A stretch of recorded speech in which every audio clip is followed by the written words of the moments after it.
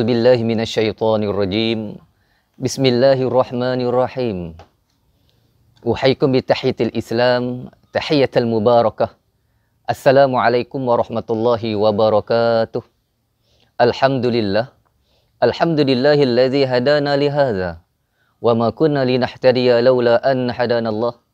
Asyhadu an la ilaha illallah wa asyhadu anna Muhammadan abduhu wa rasuluh. Allahumma salli wa sallim wa barik ala sayyidina Muhammad wa ala alihi wa ashabihi ajma'in. Rabbi yasir wa la tu'asir, Rabbi tamim bil khair ya karim. La hawla wa la quwwata illa billahil aliyyil azim. Amma ba'd. Apa kabar semua? Moga-moga semua dalam rahmat dan juga lindungan daripada Allah Subhanahu wa taala. Bertemu lagi kita pada siri khas Ramadan pada kali ini. Insya-Allah pada siri kali ini kita akan membicarakan berkaitan dengan 4 janji Allah Subhanahu wa taala dalam Al-Quran. Bila kita sebut berkaitan dengan janji, satu hadis Nabi sallallahu alaihi wasallam yang diriwayatkan daripada Abu Hurairah radhiyallahu anhu, di antara ciri-ciri 3 golongan manusia yang bersifat munafik. Yang pertamanya adalah bila bercakap mereka berdusta. Yang kedua, apabila mereka berjanji mereka mungkiri.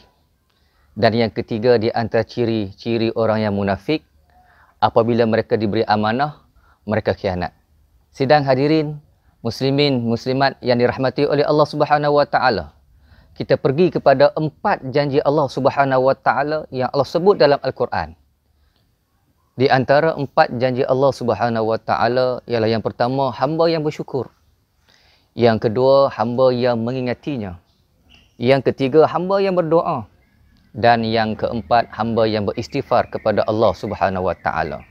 Tuan-tuan sedang hadirin yang dirahmati oleh Allah Subhanahu wa taala, kita pergi yang pertama, hamba yang bersyukur. Sebab itulah kita lihat dalam Al-Quran Allah Subhanahu wa taala menyebut dalam surah Ibrahim ayat yang ke-7. A'udzubillahi minasyaitonir rajim. Wa iz ta'azzana rabbukum la in syakartum la azidannakum wa la in kafartum inna azabi lasyadid. Jika kalian bersyukur kepada aku, akan aku tambah nikmatku untuk kalian. Sidang hadirin yang dirahmati oleh Allah Subhanahu wa taala. Bila kita sebut tentang syukur, banyak nikmat-nikmat yang Allah anugerahkan kepada kita. Sebab itulah dalam ayat Allah Subhanahu wa taala Allah berfirman, "Wa in ta'uddu ni'matallahi la tusuha." Kalau kita nak menghitung nikmat-nikmat Allah Subhanahu wa taala, maka tidak terhitung oleh kita. Dan juga kita lihat Nabi sallallahu alaihi wasallam sentiasa melakukan ibadat siang dan malam. Pernah satu ketika Sayyidatina Aisyah radhiyallahu anha berkata kepada Nabi sallallahu alaihi wasallam, "Ya Rasulullah, aku melihat kamu ini sembahyang tidak berhenti siang dan malam sampai bengkak kaki-kaki. Padahal kamu dulu, kini dan selamanya diampunkan dosa oleh Allah Subhanahu wa taala, orang yang bersifat maksum." Maka jawab Nabi sallallahu alaihi wasallam kepada Aisyah radhiyallahu anha, "Afala akunu abdan syakura?" Salahkah aku untuk menjadi hamba yang sentiasa bersyukur kepada Allah Subhanahu wa taala? Begitu jugalah nikmat yang Allah anugerahkan kepada kita, nikmat kesihatan yang baik, nikmat panjang umur. Alhamdulillah kita bersyukur kerana kita masih lagi diberi kesempatan oleh Allah Subhanahu wa taala untuk kita berada dalam bulan Ramadan yang penuh barakah ini. 4 janji Allah Subhanahu wa taala yang seterusnya, iaitu yang kedua, itu kita sentiasa mengingati Allah Subhanahu wa taala. Barang siapa yang ingat kepada aku, nescaya aku akan ingat kepadanya. Firman Allah Subhanahu wa taala dalam surah Al-Baqarah ayat 152. A'udzubillahi minasyaitonir rajim. Fadhkuruni azkurkum washkuruni wala takfurun. Barang siapa yang ingat kepada aku, nescaya aku ingat kepadanya. Sebab itu juga disebut dalam kitab Riyadhus Shalihin karangan Imam An-Nawawi, di mana dalam hadis Nabi sallallahu alaihi wasallam, barang siapa yang bertasbih 33 kali dan barang siapa yang bertahmid 33 kali dan bertakbir 33 kali dan diakhiri dengan la ilaha illallah wahdahu la syarikalah lahul mulku wa lahul hamdu yuhyi wa yumit wa huwa ala kulli syai'in qadir, akan diampunkan segala dosa-dosanya yang telah lalu, walaupun sebanyak buih di lautan. Itulah hebatnya Allah Subhanahu Wa Taala. Jadi barang siapa yang ingat kepada Allah, Allah akan sentiasa ingat kepada kita. Begitu juga dilihat dalam hadis 40 karangan Imam Nawawi, di mana dalam hadis Nabi sallallahu alaihi wasallam, kalau kita ingat kepada Allah masa kita senang, insya-Allah Allah akan ingat kita masa kita susah. Sidang hadirin muslimin yang dirahmati oleh Allah Subhanahu Wa Taala, dan di antara janji Allah Subhanahu Wa Taala yang ketiga, iaitu Allah akan memakbulkan doa hamba-Nya. Sebab itulah Allah Subhanahu Wa Taala berfirman dalam surah Ghafir ayat yang ke-60. A'udzubillahi minasyaitonirrajim. Wa qala rabbukum ud'uni astajib lakum. Barang siapa yang memohon kepada aku, nescaya aku akan perkenankan. Sebab itulah tuan-tuan, hadirin, para penonton yang dirahmati oleh Allah Subhanahu Wa Taala, doa ini sebagai senjata mukmin. Sebab itulah dalam hadis Nabi sallallahu alaihi wasallam, Nabi menyebut ad-du'a silahul mukmin. Doa ini sebagai senjata bagi orang-orang yang beriman. Sebab itulah kita kena sentiasa memperbanyakkan doa kita kepada Allah Subhanahu Wa Taala.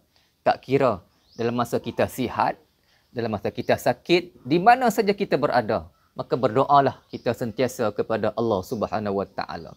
Tapi kadang-kadang sidang hadirin yang dirahmati oleh Allah Subhanahu Wa Taala, timbul persoalan di kalangan kita, kenapa doa kita tak diterima oleh Allah Subhanahu Wa Taala? Insya-Allah, kenapa doa kita tak diterima oleh Allah Subhanahu Wa Taala? Banyak sebab. Insya-Allah saya akan sebut dalam siri-siri yang akan datang. Sebab itulah kita lihat umat masyarakat kita pada hari ini, apabila mereka berdoa, adab berdoa pun dah fail, macam mana Allah nak perkenankan doa mereka? Kita tengok orang kita bila mengangkat tangan, macam mana mereka mengangkat tangan? Kesian tuan-tuan. Kadang-kadang hanya mereka meletakkan tangan mereka di atas paha saja, tidak bersungguh-sungguh macam mana Allah nak perkenankan doa-doa mereka. Sebab itulah ada adab-adab ketika mana kita berdoa. Sebab itulah yang diberi garis panduan oleh agama kita. Yang pertamanya, sebelum kita berdoa kepada Allah Subhanahu Wa Taala, hendaklah kita memuji Allah Subhanahu Wa Taala. Dan yang kedua, memperbanyakkan selawat ke atas Nabi sallallahu alaihi wasallam. Dan yang ketiga, pilihlah pada waktu-waktu yang mustajab untuk kita berdoa.